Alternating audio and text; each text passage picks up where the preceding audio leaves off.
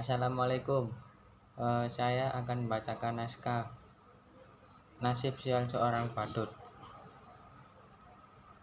Musik sial mengawali pertunjukan. Musik pengiring atraksi badut. Atraksi musik sirkus. Bisa juga dangdutan. Atau mungkin musik atraksi topeng monyet. Aktor yang memainkan monolog ini bisa muncul sudah ada di panggung. Ia berpakaian gaya badut, tapi bisa dikombinasikan dengan jas atau pakaian lainnya. Riasnya gaya badut. Bisa juga pada awal atraksi ia memakai semacam topeng badut, tapi nanti saat mulai bicara kemudian melepasnya. Pertunjukan dimulai dengan atraksi badut itu. Akan menarik bila aktor menguasai atraksi-atraksi badut, seperti memainkan 3 bola atau 3 botol yang dilempar bergantian, atau muncul dengan sepeda roda 1, atau melainkan atraksi hula hoop. Sementara musik membangun suasana riang, badut itu melakukan atraksi-atraksi kocaknya. Gerakan yang dimaksud untuk mengundang tawa. Gerakan-gerakan slapstick atau lainnya yang kadang konyol. Mungkin gerakan itu tidak mengundang tawa, tapi memunculkan ironi. Sampai badut itu menyadari kalau atraksinya tak menarik perhatian. Ia terdiam. Musik berhenti. Wajah badut itu makin terlihat kusut. Tak ada yang lebih sial dari seorang yang ingin melucu, tapi sama sekali tak lucu. Jangankan orang lain ketawa, saya sendiri tak tertawa oleh lelucon saya. Mungkin kalian menyangka menjadi badut adalah pekerjaan paling gampang. Tinggal bertingkah kocak dan orang akan tertawa. Bila kalian menjadi saya, kalian akan mengerti tak gampang membuat orang tertawa. Apalagi ketika kamu sedang tidak ingin tertawa. Lagi pula, di zaman ketika orang-orang gampang tersinggung dan marah, membuat lelucon tidaklah semudah yang kalian bayangkan. Bisa-bisa karena lelucon, kamu bisa dipidana, dianggap menghina dan mencemarkan nama baik. Kawan baik saya seorang pelawak di penjara hanya karena membawakan lelucon yang kemudian dianggap menghina. Dia bercerita tentang seorang yang memanjat pohon kelapa pada jam 10 pagi dan dari atas pohon kelapa orang itu mengumandangkan azan subuh. Tentu saja itu membuat gempar seluruh kampung. Orang-orang langsung berbondong mendatangi orang itu, berteriak-teriak menghujatnya. Bahkan ada yang ingin membunuhnya. Dasar kafir, turun kamu. Begitu orang-orang kampung berteriak,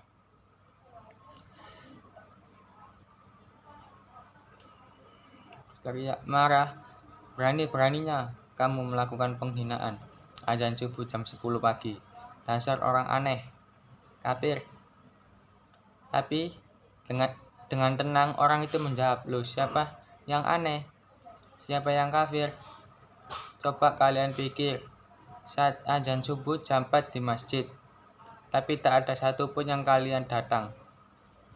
Tak ada satupun yang kalian yang datang ke masjid. Begitu saja azan subuh jam 10, kok kalian pada berdatangan? Coba kalian pikir, siapa yang enggak taat? Siapa yang aneh? Siapa yang kafir? Mendengus dan geleng-geleng. Orang kok gampang mengkafir-kafirkan orang hanya karena berbeda menjadi bermusuhan. Sekarang orang sepertinya senang bertengkar. Kalau Descartes bilang, aku berpikir maka aku ada. Orang sekarang seperti bilang, aku bertengkar, maka aku ada. Pertengkaran menjadi komoditi, diperjualbelikan.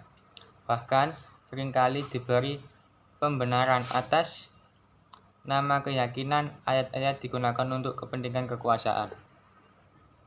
Saya menjadi badut meneruskan ayah saya.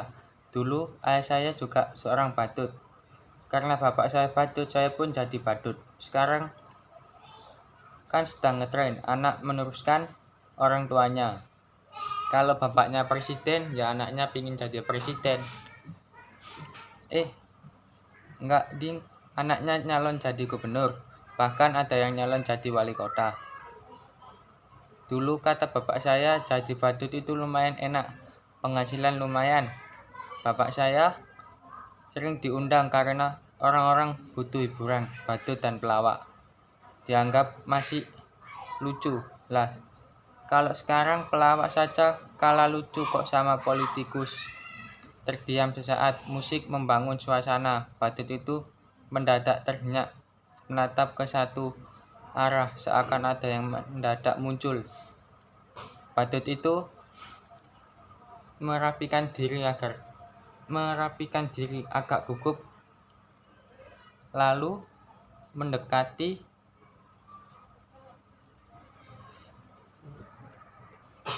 Aduh, aku enggak nyangka kamu akan datang. Silakan, maaf.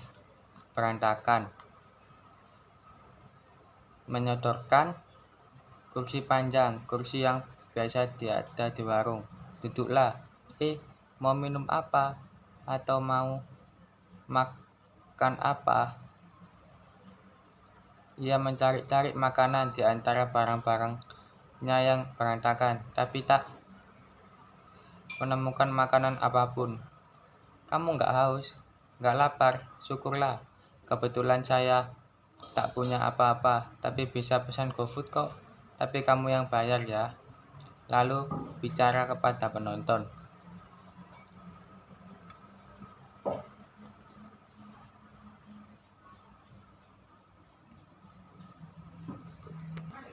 Betapa siapnya hidup saya. Dulu menjadi badut, menjadi pemimpin pun tetap jadi badut. Badut yang bisa mereka atur, badut yang membuat mereka terhibur. Sungguh, saya memang badut yang sial. Percayalah, menjadi badut itu berat, kamu gak akan kuat. Biar pemimpin saja. Kembali terdengar sorai, teriakan-teriakan pemujaan. Hidup pemimpin kita, panjang umur pemimpin kita. Hidup pemimpin kita. Teriakan-teriakan itu terus bergema, makin bertambah keras. Sementara badut itu berdiri dan terkekeh aneh di atas meja. Cahaya perlahan padam. Terima kasih.